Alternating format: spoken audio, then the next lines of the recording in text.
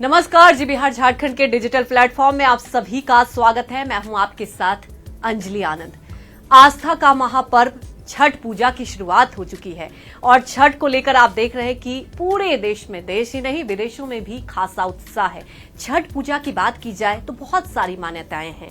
छठ को लेकर आप देखते हैं कि किस तरह से महिलाएं उपवास रखती हैं और अपने पूरे परिवार के लिए ये उपवास रखा जाता है। कहा तो ये जाता है कि छठ पूजा के करने से घर में सुख और शांति आती है और संतान की सुख की प्राप्ति होती है। लेकिन क्या ये आप बखूबी जानते हैं कि छठ पूजा में जो सूप का इस्तेमाल होता है, क्योंकि आप देखते होंगे सूप का इस्तेमाल होता है और सूप को किस तरह से सजाया जाता है, तो ये सूप का इस्तेमाल क्या होता है, इसके पीछे क्या कहानी है, हम अपने वीडियो में आपको बताएंगे और आपको बखूबी समझाएंगे आखिर सूप का इस्तेमाल क्यों किया जाता है छठ पूजा में।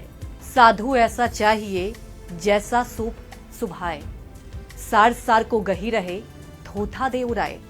इसका भी एक सार है और ये भी आप बखूबी समझेंगे।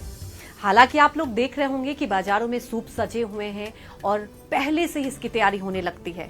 तो क्या इस सूप का महत्व है, इस दोहे के जरिए हमने आपको समझाया। अब आपको हम ये बताएंगे कि आखिर इस सूप को किस तरह से सजाया जाता है और इस सूप को लेकर आप किस तरह से छठ पूजा में इस्तेमाल कर सकते हैं और छठ व्रती क्यों और कैसे इस सूप का इस्तेमाल करती हैं।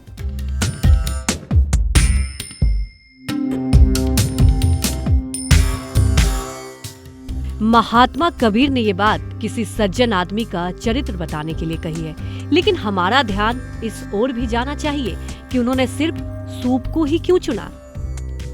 मौका माहौल छठ का है, बाजार सजे हुए हैं और छठ की खरीदारी हो रही है। इसमें भी सूप खरीदने वाले कई हैं। आखिर ये सूप इतना महत्वपूर्ण क्यों है?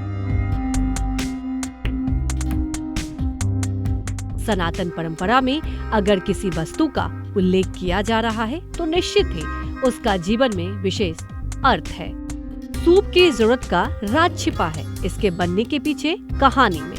दरअसल सूप का निर्माण बांस की खपचियों से होता है। संस्कृत में इस बांस को वंश या वंशिका कहते हैं। ये धरती पर पाए जाने वाली इकलौती ऐसी घास है जो सबसे तेजी से बढ़ती है। इसी बांस की बनी बांसुरी को श्री कृष्ण ने अपने ओठों पर जगह दी है। अंदर से खोखली लेकिन फूंक मार दो तो जीवन में सुर घोल देने वाली बांसुरी। कहते हैं कि बांस में खुद श्री हरि विष्णु का निवास है, तो इसके धारीदार पत्ते शिव के स्वरूप है। इस तरह बांस का पेड़ हरिहर स्वरूप भी है। जब भी कभी सुख में वृद्धि की कामना की जाती है तो कहा जाता है कि बांस की तरह दिन दोगुनी रात चौगुनी बढ़ोतरी हो। ऐसा होता भी है। दरअसल बांस सिर्फ 8 हफ्तों में 60 फीट ऊंचे हो जाते हैं। कई बार तो एक दिन में ये घास 1 मीटर तक बढ़ जाती है। इसी घास की खपचियों से बनी सुपली से जब छठ व्रत का अनुष्ठान किया जाता है तो यह मान्यता होती है कि वंश बेल में इस तरह की वृद्धि होती रहे और जैसे बांस तेजी से निर्बाध गति से बढ़ जाता है, घर परिवार और उसकी तरक्की बढ़ने में कोई बाधा ना आए। बांस की कहानी सिर्फ इतनी ही नहीं है। कहावत है, डूबते को तिनके का सहारा। लोकास्था मानती है कि यह तिनका कुछ और नहीं बांस ही है। जब धरती पर जल प्रलय आई, स्वयंभू मनु को नाव बनानी हुई तो उसने बांस जोड़कर ही एक बड़ी नौका तैयार की थी। जिस दिन प्रलय ने धरती को डुबोना शुरू किया तो नाव तक पहुंचने के रास्ते पर जल ही जल भर गया। तब मनु एक बांस के सहारे ही नाव तक पहुंचा। श्री हरि ने हर परिस्थिति में रक्षा का वचन दिया था, इसलिए मनु ने बांस को भी उनका एक स्वरूप ही माना था। एक बार ऋषि परशुराम के क्रोध से धरती डोलने लगी थी। तब देवताओं ने बांस से टेक लगाकर उसे सहारा दिया। खुद शेषनाग जिनके फन पर यह धरती टिकी हुई है, वह जब लक्ष्मण के रूप में त्रेता युग में थे, मेघनाद के शक्ति बाण से आहत होने के बाद भूमि पर गिर गए। उस समय धरती का संतुलन बिगड़ ही जाता अगर ऐन मौके पर महादेव शिव ने बांस का सहारा देकर उसे रोक ना लिया होता। खुद कृष्णा अवतार में श्री कृष्ण जन्म के तुरंत बाद ही बांस के बने सूप में लिटाए गए और उनके पिता सिर पर रखकर उन्हें यमुना पार ले गए थे। जब यमुना नदी का पानी सूप तक पहुंचने लगा, तब श्री कृष्ण ने सूप से अपने पांव नीचे लटका दिए।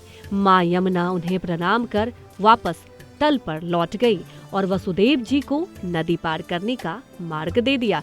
यानी खुद बांस के सूप ने भगवान की रक्षा की है। कुल मिलाकर सूप ही जीवन है, जीवन का आधार है। यह जीवन की शुरुआत का प्रतीक है और रक्षा का भी। एक अच्छी जिंदगी जीनी हो तो स्वभाव सूप जैसा ही होना चाहिए, ऐसा बड़े बुजुर्ग कहते आए हैं। बात छठ पूजा की हो रही है। सूप इसमें महत्वपूर्ण भूमिका निभाता है। ये सूप पानी में उतारता समाता है, फिर बाहर बनी वेदी पर रख दिया जाता है। लोगों की दिलचस्पी उसमें रखे प्रसाद पर है। प्रसाद बट जाते हैं, सूप खाली है, किसी के लिए उसका कोई मतलब नहीं। लेकिन उसी खाली सूप को वही व्रती महिला अपने सिर माथे से लगा लेती हैं। वह कुछ बुदबुदाती हैं, कह रही हैं कि बस ऐसे ही मेरे घर में वृद्धि बढ़ोतरी करते रहना, मेरे बच्चे को प्रसन्न रखना, तरक्की बनाए रखना, और जैसे खराब दानों और छिलकों को उड़ाकर दूर दूर कर देते हो, बाधाओं को ऐसे ही दूर कर देना। हे सूप महाराज, बस इतना ही करना, सार सार को गही रहना, थोड़ा उड़ा देना। तो आपने इस पूरे वीडियो को देखकर ये बखूबी समझा होगा छठ पूजा में सूप का इस्तेमाल और इसके महत्व को।